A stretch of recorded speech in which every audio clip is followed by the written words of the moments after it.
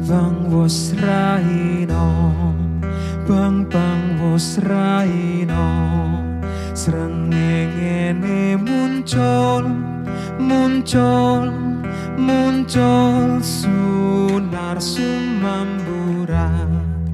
Bang wis raino, bang wis raino. Srengenge muncul.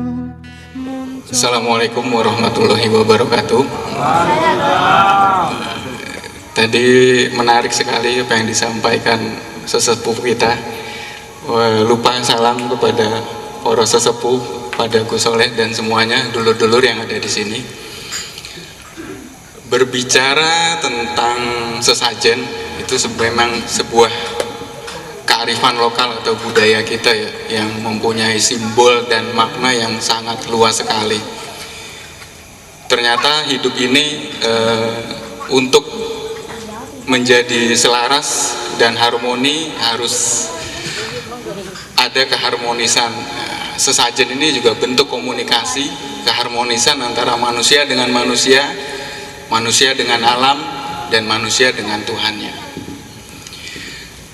Saya punya sudut pandang berbeda ketika memikirkan apa toh hubungannya sajen karo sains.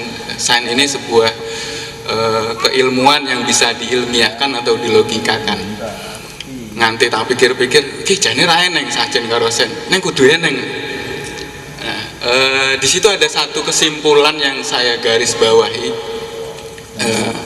Selain penuh simbol, makna dan filosofi yang mendalam di dalam sesajen, seperti salah satu contohnya misalnya kembang kantil, mungkin di otak-atik gatuk bahasanya kumantil, supaya Tuhan itu selalu berada di hati kita, melekat, bahasa Indonesia ini. Begitu juga dengan kenongo, sebuah doa atau harapan untuk langsung pada Tuhan. Nah, berbicara sesajen untuk diilmiahkan, ada satu sedikit yang bisa saya ilmiahkan, dulur. Ini flashback dulu tentang cerita sebuah alam semesta. Teori Big Bang itu ada diperkenalkan oleh Alexander Friedman, seorang fisikawan dari Rusia sekitar tahun 1922 lah. Yang mengatakan bahwa semua materi yang ada di dunia ini, di semesta ini, terdiri dari atom-atom yang sempat disinggung tadi sama saudara saya. Nah, atom-atom ini jika diperkecil lagi ada proton, neutron, dan elektron. Kalau kita mau kecil lagi ada yang namanya kuark. Lalu ada juga partikel-partikel. Ini boso kuliahan, jadi aku rata kuliah jadi. Nah, partikel itu dibagi tiga juga. Ada partikel makroskopik, mungkin kayak seperti debu, pasir, itu bisa disebut partikel makroskopik. Lalu paling kecil, ada yang paling kecil partikel mikroskopik, itu seperti atom dan molekul. Ada lagi partikel subatom, itu proton, neutron, dan elektron tadi. Setiap sesajen ini garis merahnya seperti ini. Setiap sesajen itu pasti ada wewangi-wangian, entah itu dari kemenyan kah, entah itu dari dupa kah, entah itu dari hio kah, atau dari bunga-bunga itu sendiri. Nah, di setiap wangi-wangian itu ternyata menjadi sebuah partikel-partikel. Nah, hubungannya apa? Jadi hubungannya hidung kita nih. Hidung kita ada sekitar 40 juta syaraf untuk mengenali setiap aroma. Nah, dari 40 juta syaraf ini dia mengirim data ke otak kita. Nah, di otak kita ini ada yang namanya limbic system. Limbic system ini sebuah memori yang menyimpan emosional, marah, seneng, bahagia, sedih. Nah, ini semuanya dikontrol oleh limbic system. Nah, dari wangi-wangian yang ada di sesajen tadi, dari dupa, kemenyan, dan lain sebagainya, Itu direspon oleh saraf hidung kita, mengirim data ke otak, dan pangkal hidung ini, saraf hidung ini ternyata berhubungan langsung dengan limbic system. Nah, limbic system ini mempengaruhi tadi emosional kita. Makanya nggak aneh dulur-dulurku nak misalnya nyium bau aroma wangi-wangi pasti nggak ada yang marah.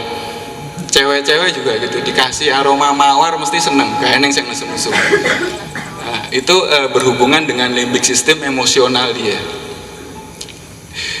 Kemarin saya studi tour ke Bali. Nah, basa Jawane mlaku-mlaku. Nah, di Bali itu hampir sekitar 80% masyarakat Bali itu setiap rumahnya itu pasti menaruh sesajen di depan rumahnya, itu berupa bunga-bunga yang campur-campur dan ada dupa di situ.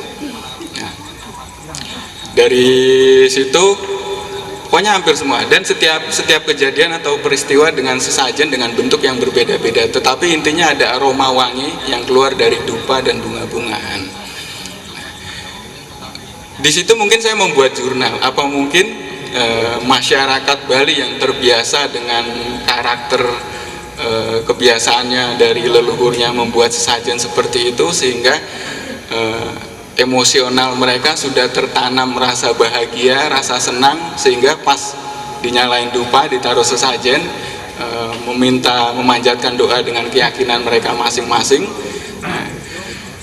Asap atau partikel aroma tadi, ya, partikel itu kan sifatnya selalu memenuhi ruang. Jadi umpomo awake dhewe membakar dupa ning kene jarak 100 meter wis mampu. Sapa mbakar dupa iki?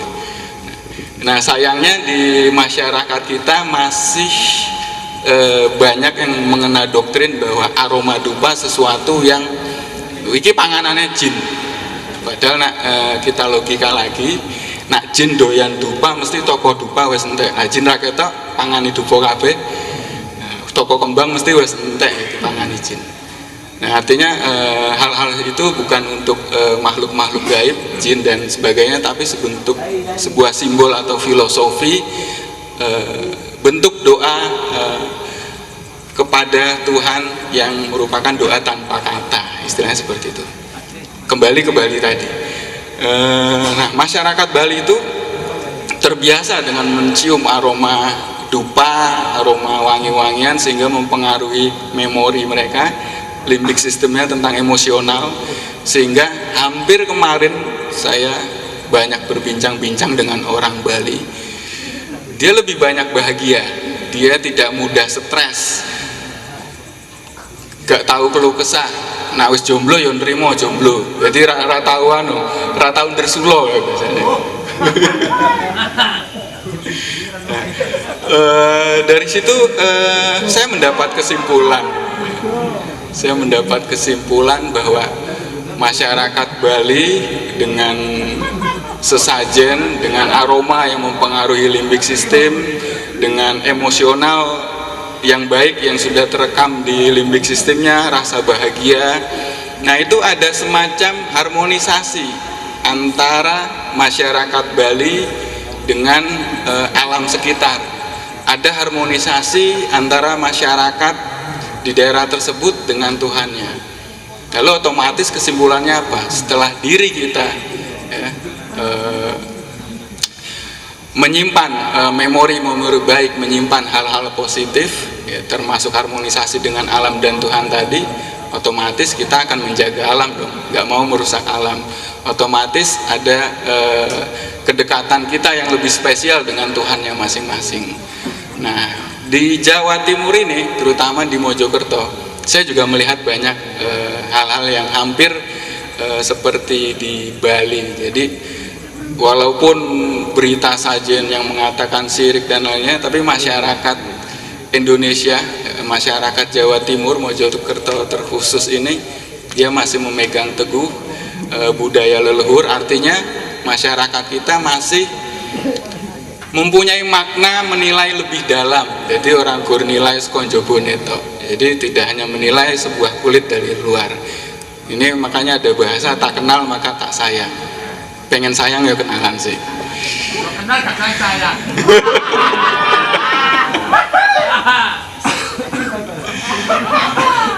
Nah pengen disayang ya kuwi mau dikai bunga mawar wis dikon ngirup ambune mesti langsung sayang. Apa meneh bunga deposito wis.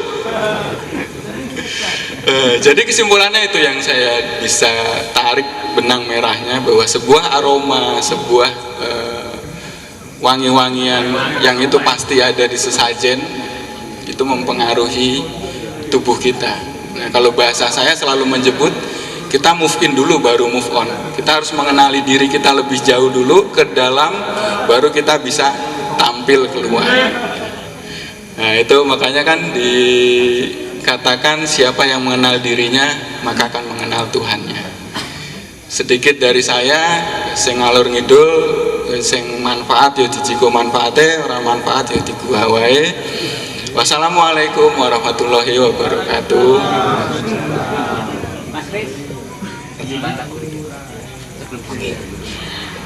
Matur suwun sangat atas pemaparanipun Idi Wantoro. Untuk selanjutnya sambil teman-teman sekalian, caca-caca, dulur-dulur menyusun pertanyaan biar diskusinya berjalan, mari kita nikmati sejenak lantunan musik lagu dari Mas Kris dan kawan-kawan.